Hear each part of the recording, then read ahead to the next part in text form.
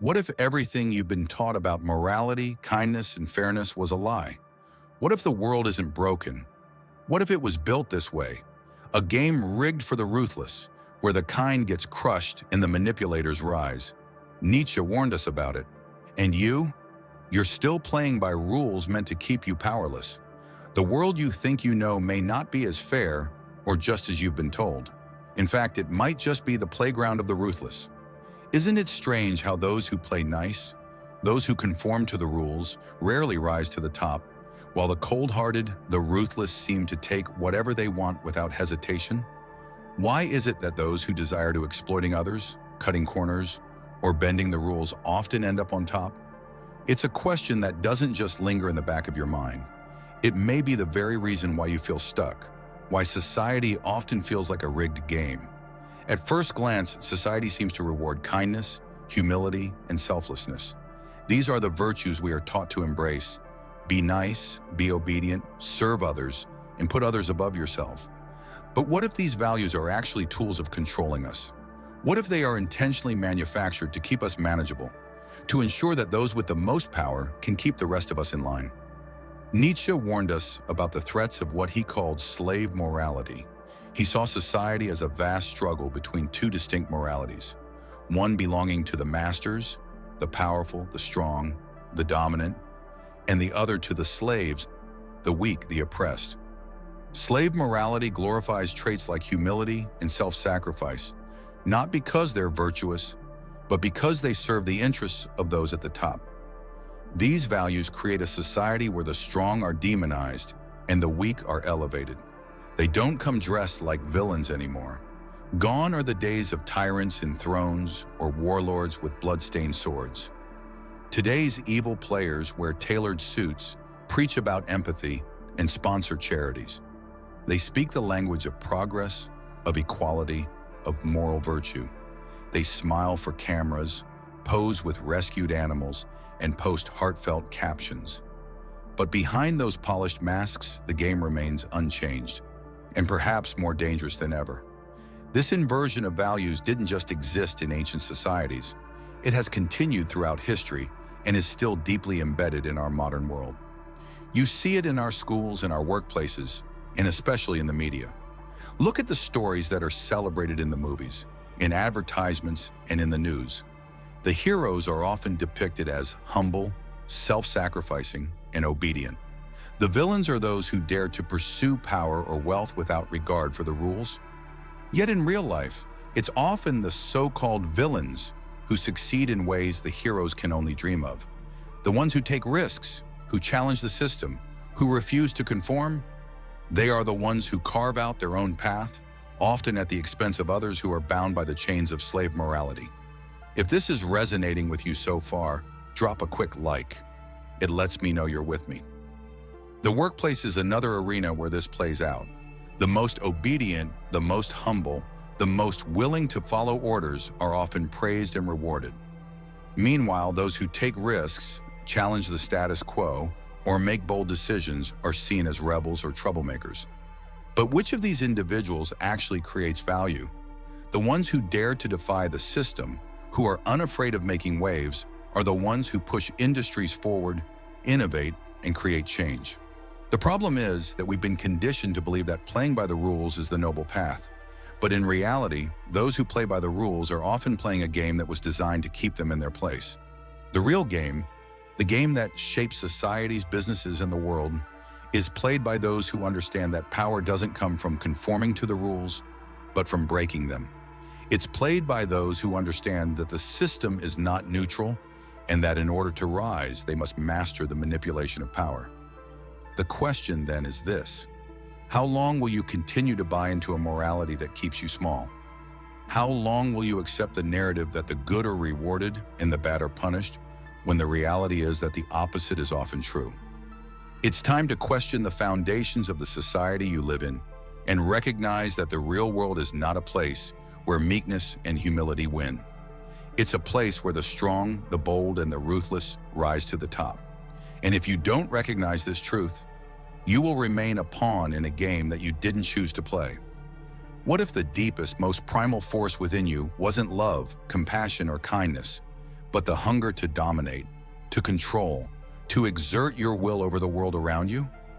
What if the true drive behind most of your actions was not some noble quest for good, but the instinctual need to assert power?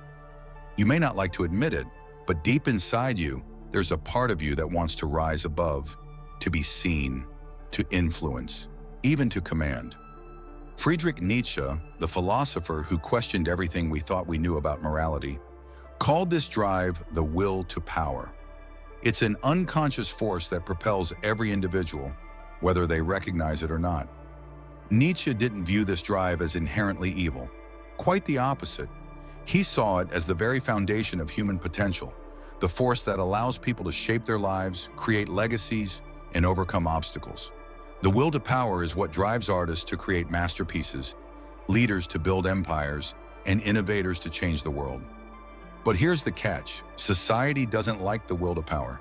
It doesn't fit neatly into the narrative that has been constructed to keep us docile and manageable. We are told to suppress this instinct, to live in harmony, to avoid stepping on others, to climb to the top.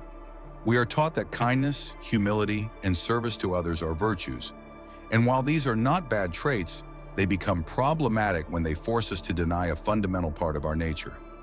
What if suppressing the will to power doesn't make us better people, but instead makes us weak? What if the cost of constantly repressing our own drive for dominance is a life of mediocrity, frustration, and quiet resentment? This is where Nietzsche's philosophy becomes uncomfortable. He argued that the will to power, when confined and suppressed by the moral codes of society, turns toxic. It mutates into something destructive, twisted by guilt, shame, and self-denial. He believed that society's moral standards, what we might call slave morality, were specifically designed to stifle this natural drive, turning it inward.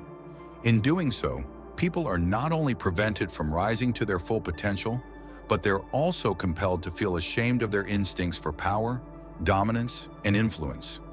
Society convinces you to be content with less, to be grateful for what you have, and to never strive too much.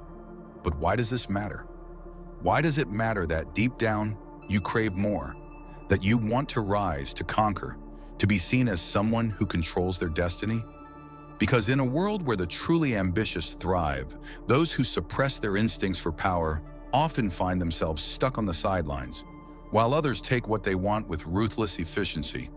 Think about the ruthless CEOs who rise to the top of multi-billion-dollar corporations. They aren't there because they're nice. They aren't there because they play by the rules. No, they're there because they understand the game of power. They leverage their will to power in ways that few others are willing to. They rise above the crowd by playing the game with unflinching determination and often at the expense of others. They don't hesitate, they don't apologize, and they certainly don't feel guilt when they climb to the top. Then consider cult leaders, those who command absolute loyalty and influence over their followers. What motivates them? It's not a desire to help or serve others. It's the will to power in its most raw form. These individuals manipulate others through charisma, authority, and the exploitation of weakness. They create their own reality, and in doing so, they impose their will on those who follow them, consuming them in the process.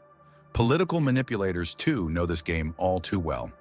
History is filled with figures who, through calculated deception and ruthlessness, have seized power and control. Think of the figures who shape public opinion, distort the truth, and manipulate the masses. Whether through propaganda or control of information, they understand one thing above all else: power is the ultimate currency. To control the narrative is to control the people. But let's not pretend this is something only evil people do. You felt it too, haven't you? That quiet hunger to outshine, to prove yourself, to push past the limits others have placed on you. It's the part of you that wants to be more than just a follower, more than just another cog in the machine. It's the part of you that refuses to be satisfied with mediocrity, that wants to take control of your destiny.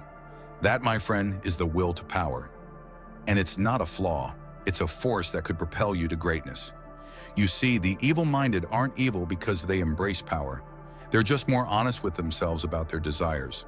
They aren't shackled by the guilt that keeps you playing nice. They know that life is a game, and they intend to play it to win. While society tells you to be humble, to sacrifice for the greater good, these individuals exploit the very rules that keep you down. They understand the primal truth Nietzsche exposed, that the drive for power is not something to be ashamed of, but something to be harnessed and wielded. So let's face it, you too have the will to power inside of you. You've always had it. The question is, will you suppress it, or will you acknowledge it, embrace it, and use it to transform your life? Because if you continue to deny this force, if you continue to play by the rules that society imposes on you, you will remain small, invisible, and powerless. But if you understand it, if you use it consciously and intentionally, you can break free from the constraints that have held you back and rise to your true potential. The only thing stopping you is your own refusal to confront what lies within. What makes certain people rise while others fall? Why do some individuals seem to bend the world to their will while the rest obey invisible rules, believing in fair play and virtue? The answer lies not in luck, birthright, or divine favor, but in psychological traits society pretends to despise while quietly rewarding them behind closed doors. Throughout history, the ones who've dominated the world have shared a dangerous trio of traits: fearlessness, emotional detachment, and strategic manipulation. These qualities, when combined, create individuals capable of seeing the world not as it should be, but as it is, a battleground of competing wills, where morality is merely a tool and survival belongs to those willing to abandon illusions. Fearlessness is the first trait, not the absence of fear, but a conscious refusal to be ruled by it. The kind of courage that allows a person to take actions others would hesitate to even consider. Think of Julius Caesar standing on the banks of the Rubicon, knowing that crossing it would mean plunging Rome into civil war, defying an empire, and risking execution. He did it anyway. Why? Because to him, power was worth the risk. He understood that history doesn't remember the cautious. It remembers the bold. Then there's emotional detachment, the ability to make decisions without being paralyzed by guilt, sentiment, or empathy. It's this trait that allowed historical figures like Genghis Khan to slaughter entire cities and yet build one of the largest empires in human history, or modern corporate moguls who lay off thousands to boost profits without losing a night's sleep. Emotional detachment isn't the absence of feeling, it's the ability to suppress it when it interferes with ambition. And finally, strategic manipulation, the gift of reading people, understanding their desires, their weaknesses, and using them as levers. The greatest power players are master psychologists. They see through the mask people wear and exploit the hidden levers of their minds. Consider modern political operatives who manufacture consent, shape public opinion, and control the narrative without ever appearing to do so. Or cult leaders who convince followers to surrender their lives and fortunes in exchange for promises of salvation. Manipulation, when executed subtly, becomes indistinguishable from leadership. Society on the surface condemns these traits. We're taught in classrooms and bedtime stories that lying, ruthlessness, and manipulation are the tools of villains. But in the real world, the rewards tell a different story. The boardrooms, political offices, and empires of history weren't built by the kind-hearted. They were built by those willing to do what others wouldn't. You see it even now. The CEO who publicly donates to charities while quietly crushing competitors. The politician who preaches integrity while orchestrating smear campaigns. The influencer who sells authenticity while carefully curating every aspect of their persona for maximum influence. Publicly, we denounce these actions. Privately, society rewards them with power, wealth, and loyalty. And this isn't confined to the halls of power. On a personal level, you've likely felt these instincts yourself. That flicker of temptation to tell a strategic lie, to outmaneuver a rival, to take what you wanted without asking permission.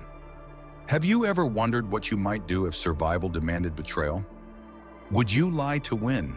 Would you abandon your values if the reward was great enough? Or do you simply tell yourself you wouldn't because you haven't been tested yet? Philosophers and psychologists alike have warned of this duality within us. Carl Jung called it the shadow, the dark side of human nature that civilized society forces us to repress. Nietzsche, however, argued that repressing it makes us weak, while those who embrace their darker nature who integrate it consciously become stronger, freer, and far more capable. It's an uncomfortable truth. We like to imagine we're good people, governed by noble principles. Yet history shows that the ones who rise are often those who redefine good and evil to suit their ambitions. And while we scorn them publicly, deep down, part of us envies them. The fearlessness, the clarity, the freedom from moral hesitation. So ask yourself, in a world where the rules are written by the winners and those winners seldom play fair, how long can you afford to cling to illusions?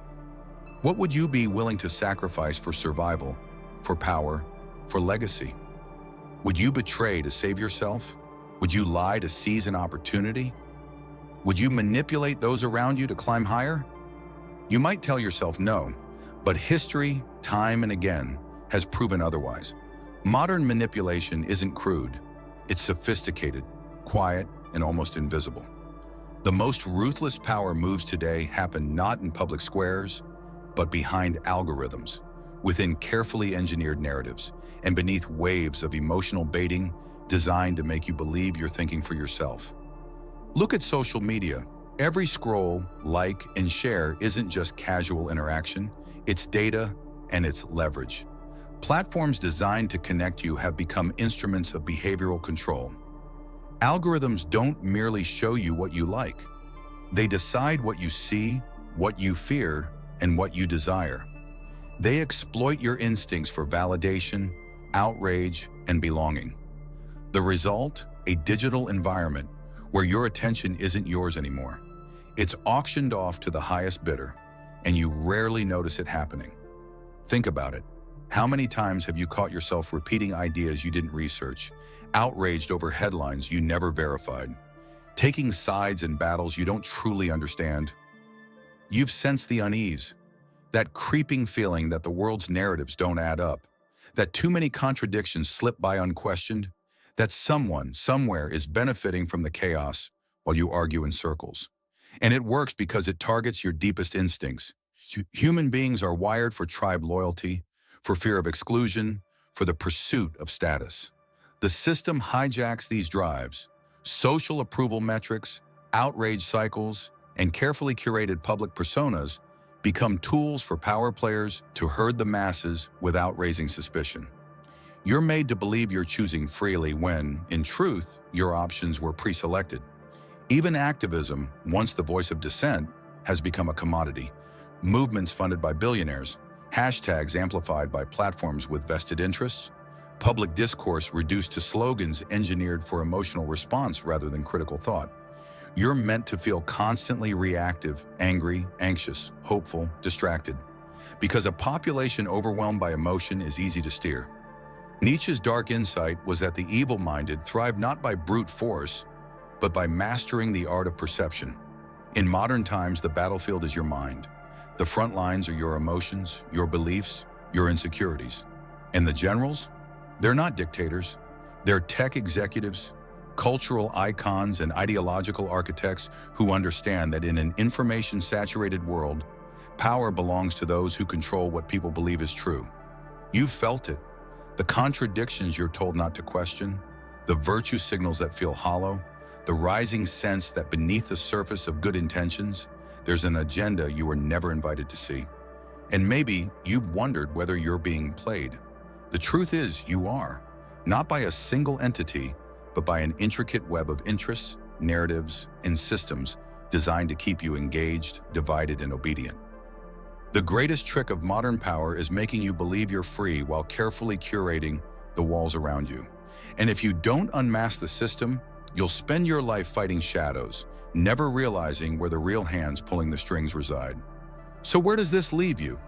In a world where power hides behind polished masks and the ruthless ascend through silent, invisible wars, what's the path for those who refuse to be devoured? Nietzsche's philosophy wasn't a call to become a monster. It was a warning, a mirror held up to a society built on manipulation, fear, and moral illusions. He exposed a brutal truth, but he also hinted at something deeper. That true strength isn't about mimicking the wicked, but mastering the forces within yourself. The will to power lives in everyone. It's the instinct to assert, to create, to leave a mark on a world that would rather forget you It's not inherently evil. It only becomes dangerous when denied, repressed, or twisted by a system that teaches you to feel ashamed of your ambition, your aggression, your hunger to be seen. The goal isn't to kill these drives, it's to confront them, understand them, and decide how you'll use them. History's most dangerous figures weren't the ones who possessed power. They were the ones who understood it, while everyone else pretended it didn't exist. The masses clung to comforting illusions while those few shaped reality in their image. But here's the thing. You don't have to play their game to break free from it. You don't have to wear a villain's mask to stop being a pawn. The first act of rebellion is self-mastery. Learning to see the game for what it is, to recognize the manipulation in a headline, the bait in an argument, the power dynamics in a conversation, to know when your instincts are being hijacked and to reclaim them. To turn your will to power inward first, conquering your weakness, your laziness, your fear, and then outward in ways that build, not just consume. Because in a world where evil minds win, your only choice is to stop playing their game and start mastering your own. What if this is just the beginning? Subscribe, because the next video might just change the way you see the world.